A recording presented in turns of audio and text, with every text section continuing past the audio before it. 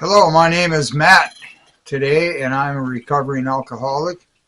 I'm here to read this book, The Daily Reflections. This is a book of reflections by AA members for AA members. And today's date, February 6, 2026. It's called A Rallying Point. Therefore, step 2 is the rallying point for all of us. Whether agnostic, atheist, or former believer, we can stand together on this step. That's from the 12 Steps in 12 Traditions book found on page 33. Here's what one of those books look like when it's been carried around for 20 some years. I feel that AA is a God-inspired program and that God is at every AA meeting. I see, believe, and have come to know that AA works because I have stayed sober today. I am turning my life over to AA and to God by going to an AA meeting. If God is in my heart and everyone else's, then I am a small part of a whole, and I am not unique.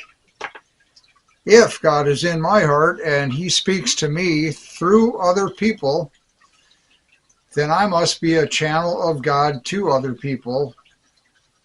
I'm going to add also in there. That's not what it says in here. I should seek to do His will by living spiritual principles, and my reward will be sanity and emotional sobriety. Period. The end of the reading. So where it says, if God is in my heart and everyone else's, and if He's in my heart and He speaks to me through other people, meaning I need to listen to other people because God is speaking through them. So the way I have this figured out, in my juvenile understanding, is God is a spiritual thing, entity, system, and as such, He doesn't manifest or manipulate or doesn't have control over physical things. Let me keep going with this because that's not really clear to me even.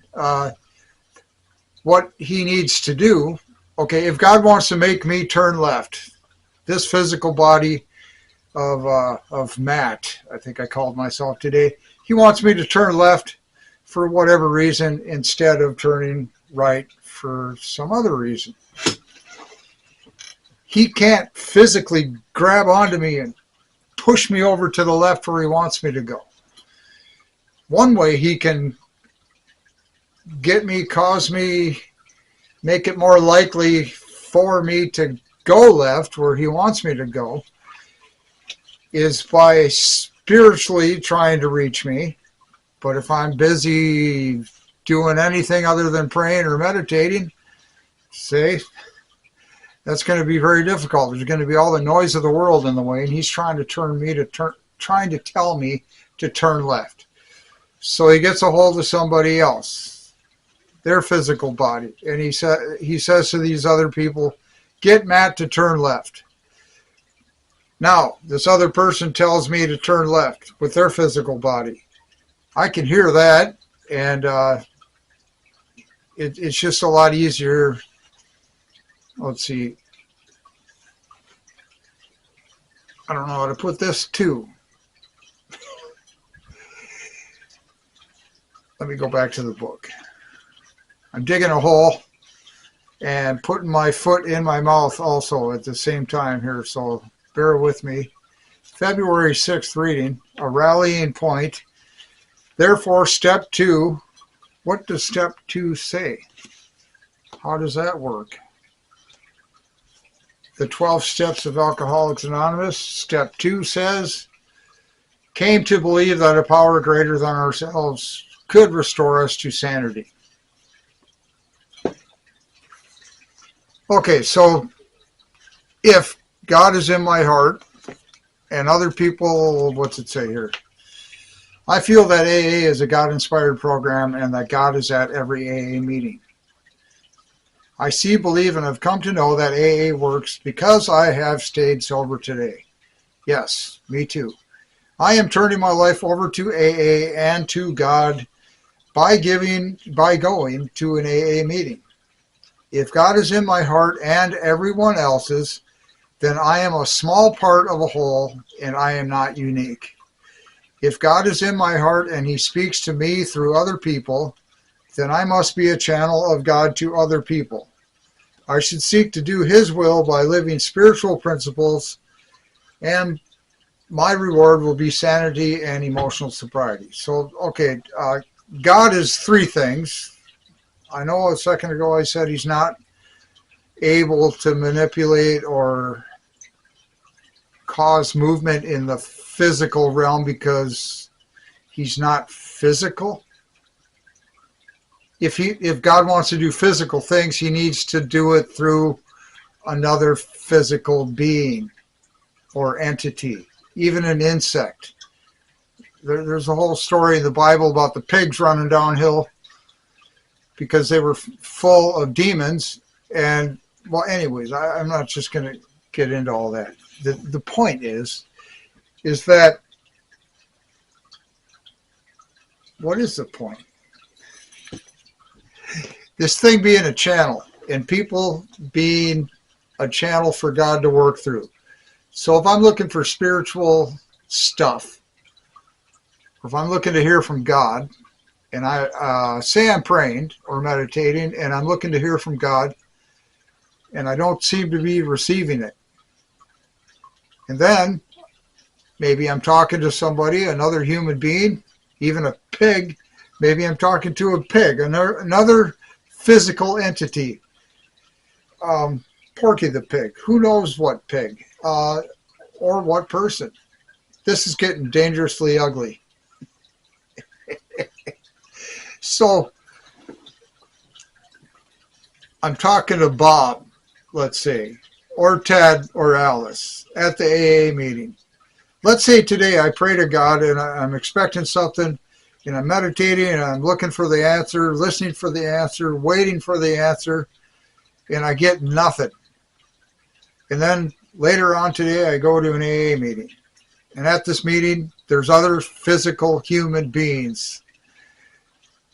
Back to this book. I feel that AA is a God-inspired program and that God is at every AA meeting. Okay, so I didn't hear from God yet today in this hypothetical situation.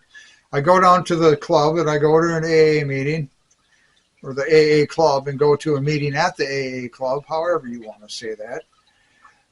And having this belief that God is at every AA meeting, I think I've increased my chances of hearing from God because he's going to be here at this meeting.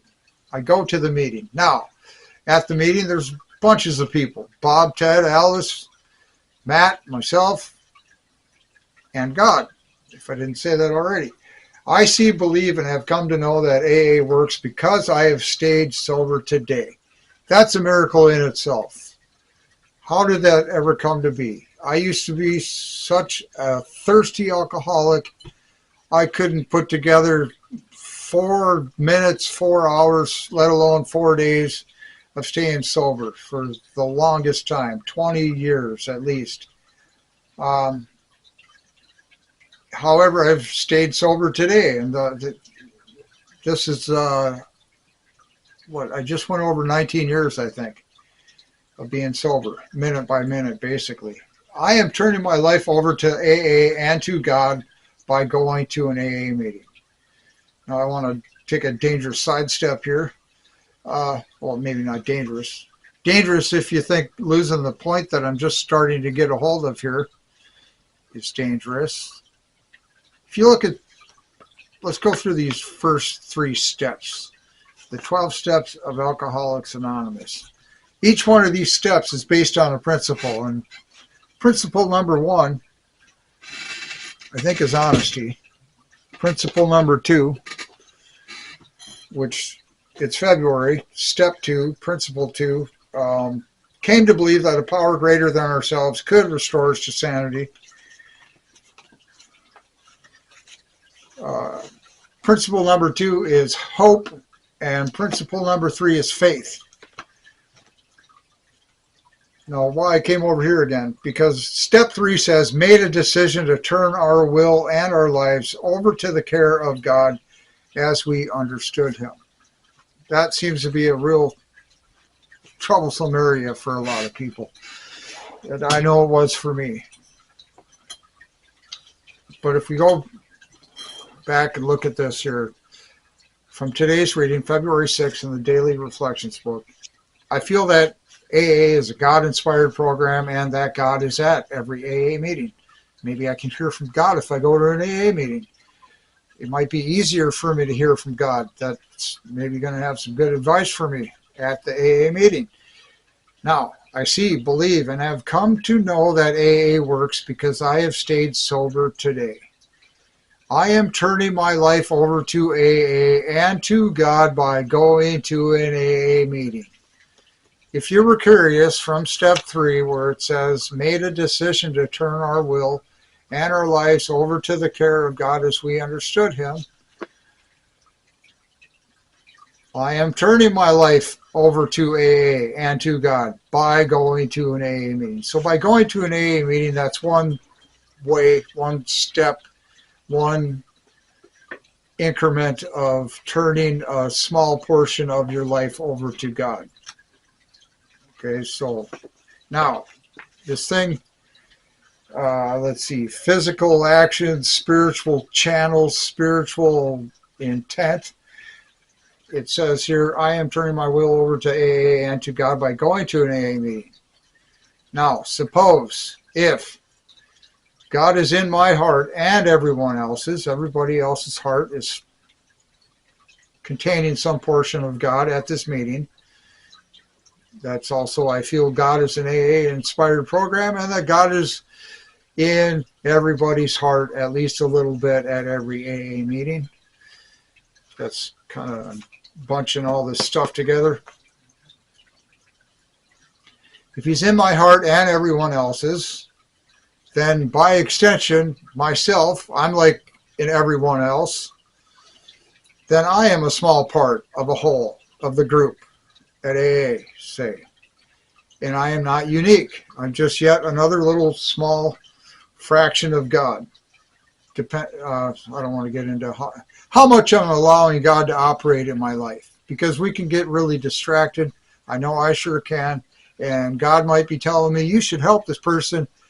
And I just say, no, I'm too busy doing my stuff. Matt is busy doing his stuff. We're doing this and not helping the other guy.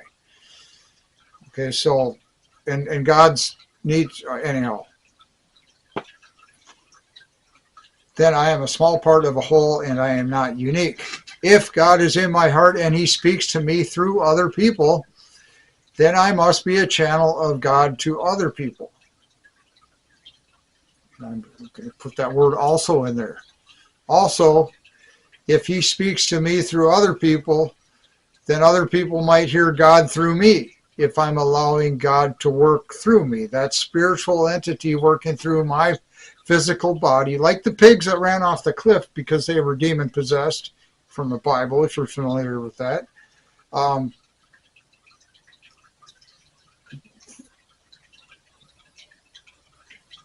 Then I must be a channel of God to other people. And then we'll throw this in here. I should seek to do his will by living spiritual principles. And you can look those up.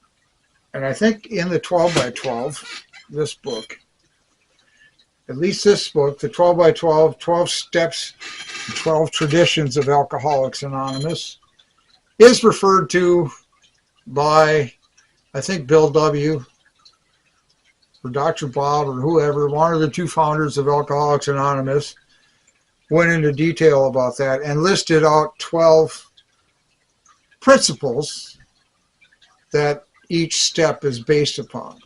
You can find that in a different one of my videos somewhere, but I don't know which one, so just never mind that, I guess. Anyhow, I should seek to do his will by living spiritual principles, and my reward will be sanity and emotional sobriety. So if you're looking for emotional sobriety and sanity, one place you can find it, or one way of attaining that, would be by living spiritual principles. And what is a spiritual principle? Are spiritual principles exclusive only to AA? Is AA the only place where you're going to find spiritual principles? No.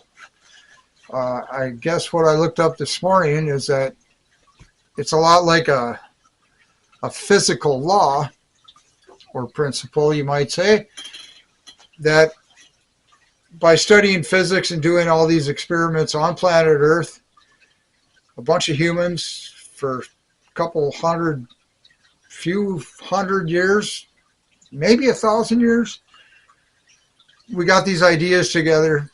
We started experimenting with these ideas, and we started coming up with factual or overwhelming evidence that if you put 2 and 2 together, you come up with 4. In my words, that if you have, say, water and it gets down to 32 degrees Fahrenheit, it starts to gel, and then if it goes below 32 degrees Fahrenheit, it transforms into a different state and turns into ice. And then that's like a physical law that I know this is a horrible explanation of these things, probably, but we just keep coming up with things over and over and over in the physical realm, that time and again through experimentation. It's like, wow, every single time we do this and do this, we get this result, and it never changes, at least on planet Earth. Okay, and so anyways, let's say those are physics. That is physics. That's something we can latch onto. Spiritual principles are not exclusive only to AA. A spiritual principle is kind of like this, like my juvenile understanding of how, or explanation of how a spirit isn't going to be able to work effectively through a physical system because it's a spiritual system. It can influence through the spirit to the physical and get that physical part to influence another part of a physical system or part. It's time for a Coca-Cola.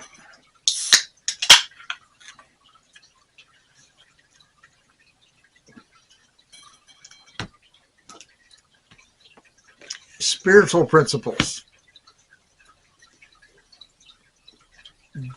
I can't even hear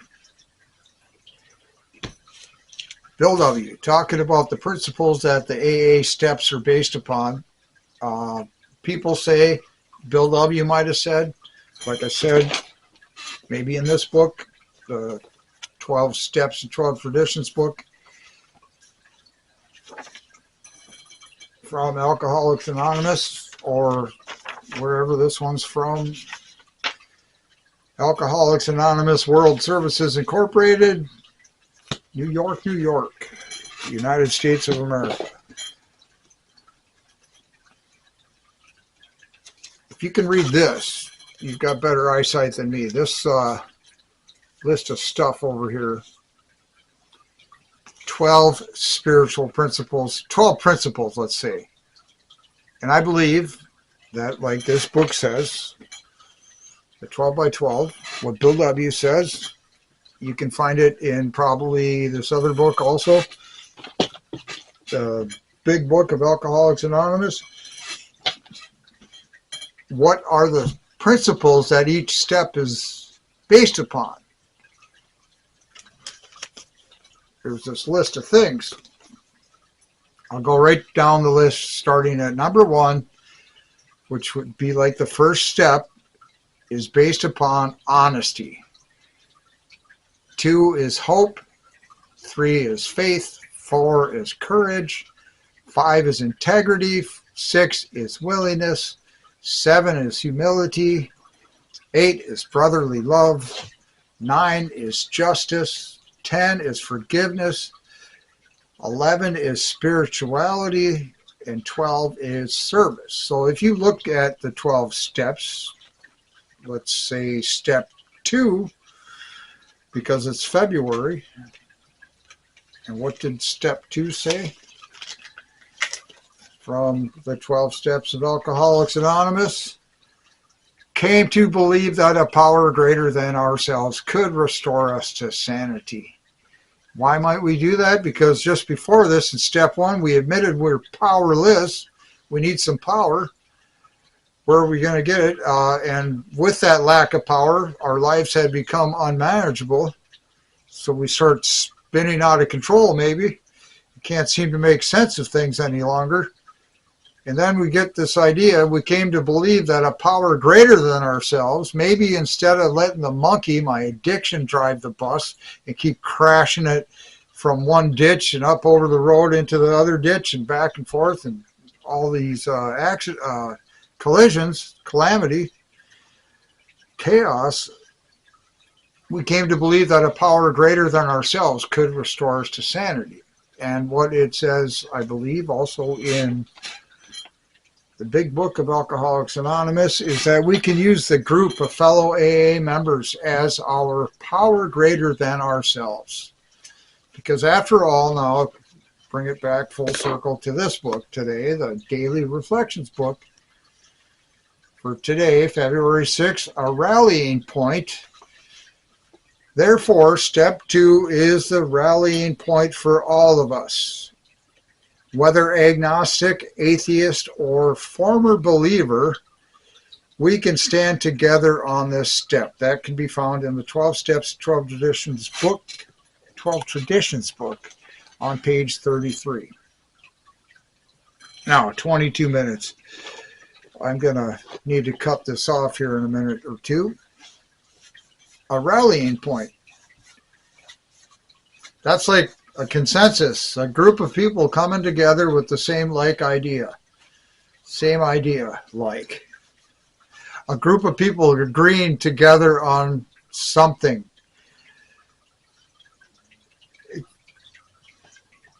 So in step 2, it is the rallying point for all of us, regardless of what spiritual type you are, maybe. Whether you're agnostic, atheist, or former believer. Let me see if I can get this straight. An atheist, theism, I think, is a belief, and whatever you throw in front of that is what type of belief or what you're believing in. So an atheist is like not. You don't believe. You don't have a belief system, say. An agnostic, I think that who are they? The Gnostics, if that's correct, they worshipped like nature from way back, thousands of years ago. And I don't think they classified a single all-powerful spiritual entity as being like God. It was everything. The trees, the bushes, the mold on the tree, the caterpillar on the mold on the tree. Just, I think, and it somehow derived intelligence from the natural world. I think. This just give me some grace on this. So whether you're agnostic and not say, let's say Christian, or whether you're an atheist and not Christian, or whether you're a former believer, like a Christian that doesn't believe Christianity anymore, and they believe something else, maybe they went over to atheism, okay? We can all stand together on this step, the second step. Now, why the second step? And because remember, I just said, step 1, powerless over alcohol, and our lives have become unmanageable. We need some power. Step 2 says, We came to believe that a power greater than ourselves, whether it be maybe agnostic power, atheistic power, Christianic power, druidic power, that might be the Gnostics, Gnostics, Gnostic, the druid stuff, man, I don't remember. Anyways, try to make sense of this. A rallying point. Therefore, step 2, this came to believe that a power greater than ourselves could do what? Bring us back to sanity. Could restore us to sanity. And that's like now it's just a belief. There's no action really involved. That's in step 3. We turn our lives and will over, and I went over that a bunch of minutes ago. Just by going to an AA meeting, you're physically doing an action that is like turning your life or your will or both over to the care of God as you understand Him, because you're looking for God. And it said in today's reading, God is at every AA meeting. The rallying point again. Therefore, step 2 is the rallying point for all of us, whether agnostic, atheist, or former believer. We can stand together on this step. Step 2 came to believe that a power greater than ourselves might be found at an AA meeting, can be found at an AA meeting. And then the final line here in today's reading. I should seek to do His will by living spiritual principles, and my reward will be sanity and emotional sobriety. So if you're looking for those things, and you know these spiritual principles, that like physical principles, they're the same. Let's see, whether you're agnostic, atheist, or a former believer, because it's a spiritual principle, you're not going to change the principle by your belief system, because you just keep taking the principles and putting them together and you keep getting the same result, whether you believe it can or should happen that way or not. It doesn't care. It's like a physical law. The characteristics of one, or a property of one thing and the property of another, and you slam them together and you get this, and it just, you keep getting that whether you believe it or not. It doesn't matter what you believe. It's a principle. It's a very base, foundational level thing. Your belief isn't going to sway it, make it do something else, I think. So, I've been away for a few months, and now I'm back, I guess, so kind of long-winded and not in a groove yet. Anyhow, thank you for coming by here today, and I'll get back with you later. Goodbye. Keep up the hard work. I know this is hard work. And thank you for listening to me just drone on and on and on. I'll get back with you later. Thank you. Goodbye for now.